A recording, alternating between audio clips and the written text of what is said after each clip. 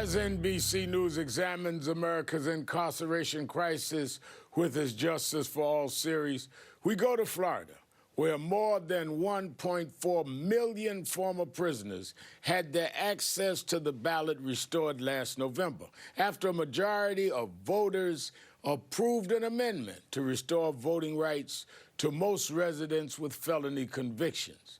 But what should have been a massive victory for voting rights was jeopardized less than 8 months later when Florida's Republican Governor Ron DeSantis signed the GOP-backed law requiring ex-prisoners to pay all costs related to their convictions, effectively ensuring that Florida's felons, many of them poor and black, will remain disenfranchised by a modern-day poll tax. Joining me now, Julie Ebenstein, staff attorney for the American Civil Liberties Union, currently suing the state of Florida over the new law, and Bob Ratcliffe, former commissioner of Leon County, Florida, and founder of the Big Bend Voting Rights Project. Let me start with you, Julie. I remember the campaign. I went down myself campaigning for Amendment 4 with Reverend Holmes and Tallahassee National Action Network and others, and the great work ACLU was doing. And it won. It passed. The people in Florida voted for it.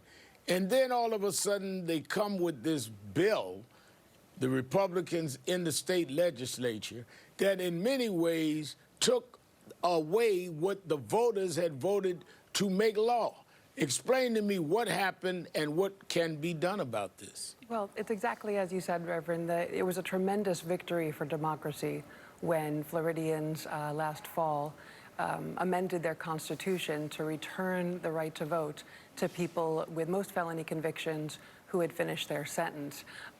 It's clear that too much voter participation frightened Florida politicians. So when the legislature came in session in the spring, they passed a law that required people to pay all fines, fees, court costs, and the other charges that come along with any conviction before they could have their rights restored. We're currently challenging that law in federal court because we think there should never be a price tag on the right to vote.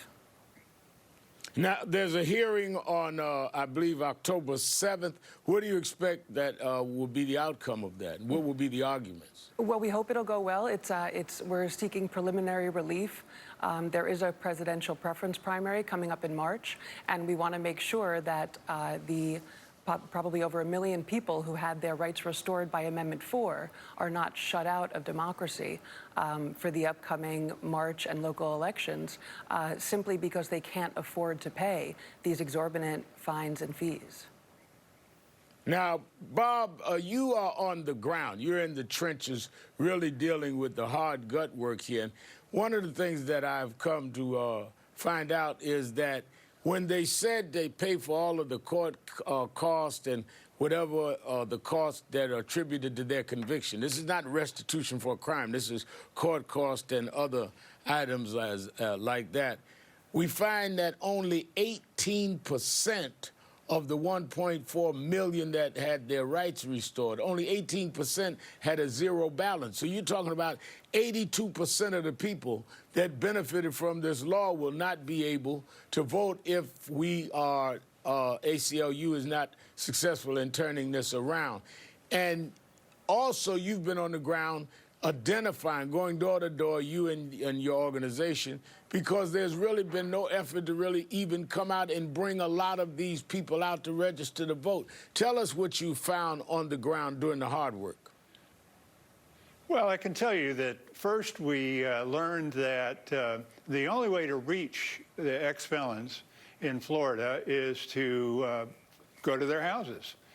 The fact is that there's no way to identify who they are, where they live, what they've done in any kind of an efficient way. So we've adopted the strategy of going door to door in targeted neighborhoods. That's where we find that there's a large number of unregistered voting age adults, and meeting with them. And the second thing that we've learned is that they most ex-felons don't know about Amendment 4.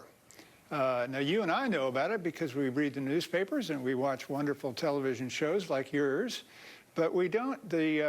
These folks are just so marginalized that they're completely out of the picture. Now, when we do inform them, many of them are eager to register, and we register them right there on the spot. The fact is that most of these returning citizens, and they are citizens, are eligible to vote, and we sign them up, and they're getting their voter cards right now. Now, Julie, when you look at the closeness of elections, just the last election, how close the governor's race was in Florida, how close the Senate race was, to put 1.4 million new voters on had to send all kind of nervousness and anxiety with those that are on the right that have opposed this, because you're talking about literally the people Bob are registering and others in churches and others are registering. You're talking about literally they can be the deciding vote in state elections from presidential primaries all the way down to the local state legislatures. Sure. Politicians who are in office now were elected without these 1.4 million people joining the democratic process and joining the electorate. So again, that's why they were probably frightened to have this expanded voter participation. Florida has very close elections.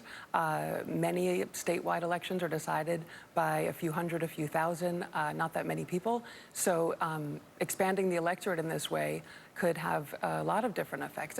Even if it's not outcome determinative, every single vote counts in every single election. It's a right of citizenship. It should never be denied because of the size of someone's wallet, because they can't afford to pay hundreds, thousands, sometimes tens of thousands of dollars in outstanding fines and fees. They finished their sentence, they finished probation, they finished parole.